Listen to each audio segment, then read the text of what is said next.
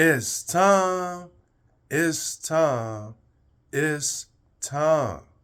Today is March the 27th, 2025, and it is 7:26 a.m.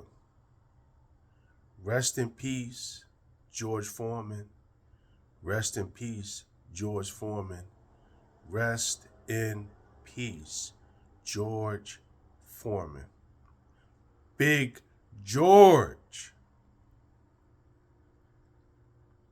As you can see in the thumbnail, from left to right, we got the young George Foreman as the heavyweight champion of the world. In the middle, we got the older two-time heavyweight champion of the world, George Foreman. And last but not least, we have the entrepreneur, George Foreman. Okay? And on my 33rd birthday, right after I did my YouTube video, make sure y'all check that out, I went to go see George Foreman's movie. And it kind of opened my eyes to everything that George Foreman went through. Now, before that, I did watch a documentary that was on YouTube about George Foreman, but the movie really opened my eyes to his life and everything that he went through in and out of the ring, and why he started boxing. Now, y'all already know, if y'all don't know, my favorite fight of all time is the Rumble in the Jungle.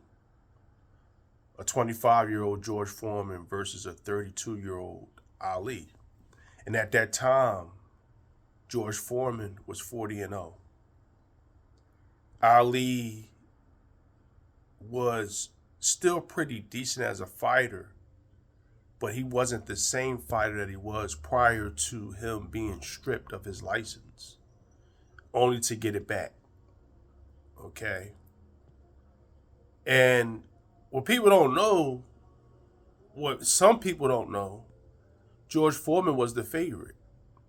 And Ali was able to shock the world again that night, just like he did 10 years earlier against Sonny Liston. But the reason why George Foreman lost that fight, because Ali beat him mentally. He applied psychological warfare. He also invented the rope-a-dope that night. He took everything that George Foreman had. Okay?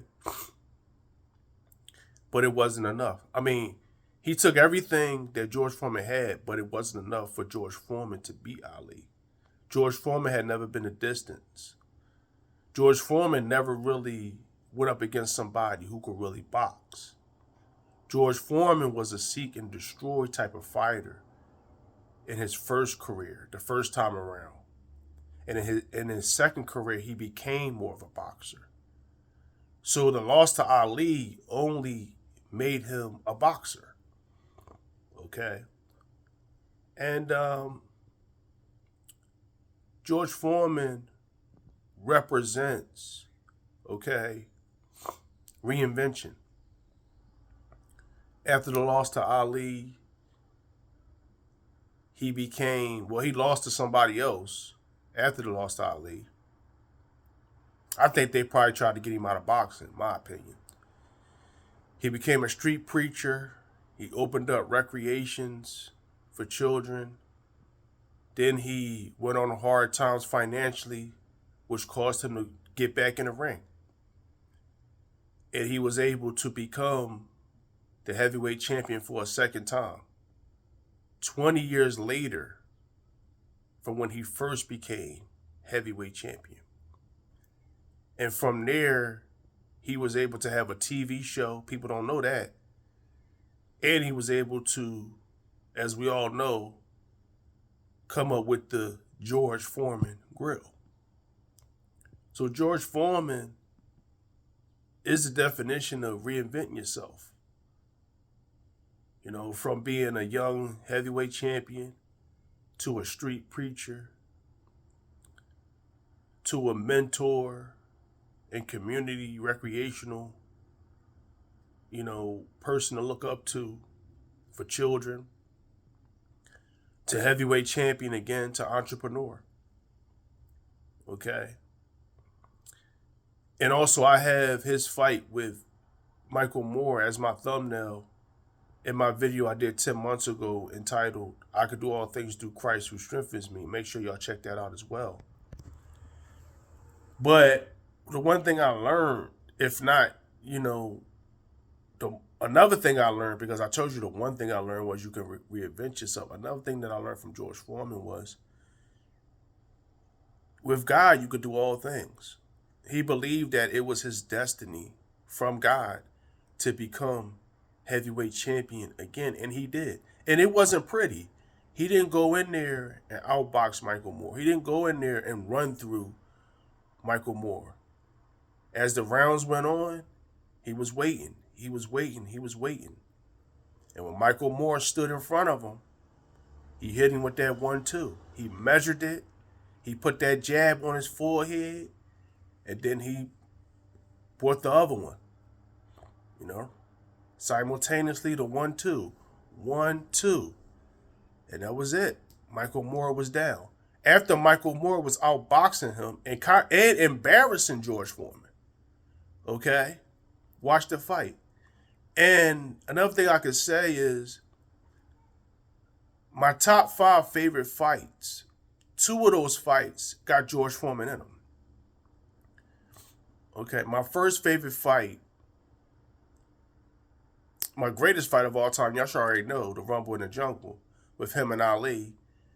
And my 4th favorite fight is his fight with Michael Moore, where he regained the title. So he did the same thing Ali did. Ali won the title against Sonny Liston in 1964. 10 years later, he beat George Foreman in 1974. George Foreman won the title, in the early 70s, only to come back and win it in the 90s. 20 years later. So George Foreman was able to, reclaim his title, and he wore the same shorts that he wore when he fought Ali. And I would say George Foreman's comeback was one of the greatest comebacks of all time. He became the oldest man in history to win a title before Bernard Hopkins broke that record. And, he always gave glory and honor to God, because boxing was his way to deal with his upbringing. It was a way to keep him out of trouble. Watch the movie. Watch his documentary. He went to Job Corps. He dealt with, how things were during that time. And boxing was his tool. Boxing was his refuge. Boxing was all he had to keep him grounded. And he used it as a tool to become successful. And George Foreman had no shame in his game. Before Mike Tyson, it was George Foreman. George Foreman was more of a Sonny Liston type. He embraced being the intimidator. And he looked up to Sonny Liston. But one thing him and Sonny Liston have in common, they both lost to Ali. But nothing but respect for George Foreman. He was able to reinvent himself. He was able to have 2 careers in boxing. Boxing is a very, very dangerous sport. A lot of people don't understand combat sports in general. you're not guaranteed to make it back out of that ring when you step in there, or that octagon, or that cage. And for George Foreman to be able to come back, and he came back as a heavyweight. The heavyweight division is the heaviest division.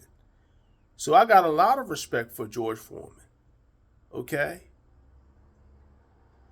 He didn't just come back and become a contender either. He had a couple tune-ups, and he earned the right to fight Michael Moore. Even though he lost to Holyfield, but he gave Holyfield a run, a 28-year-old Holyfield a run at that. And I believe that George Foreman was supposed to be just another stepping stone for Michael Moore, but little did he know he was in for a rude awakening. Because George Foreman believed that it was his destiny from God, okay, to win that title again. And he did. Okay? So I encourage you today, you can always reinvent yourself. With God, all things are possible. And what God has for you, nobody can stop, nothing can stop. Continue to seek him, continue to trust him, continue to walk on his path, continue to allow him to guide you, no matter where you are in your life, whether you're in a storm, whether you're in the rain, whether you're in the snow, whether you're in the sunshine. Let God lead you. Let God lead you. Let God lead you. Rest in peace, George Foreman. Rest in peace, George Foreman. Rest in peace, George Foreman. Big George.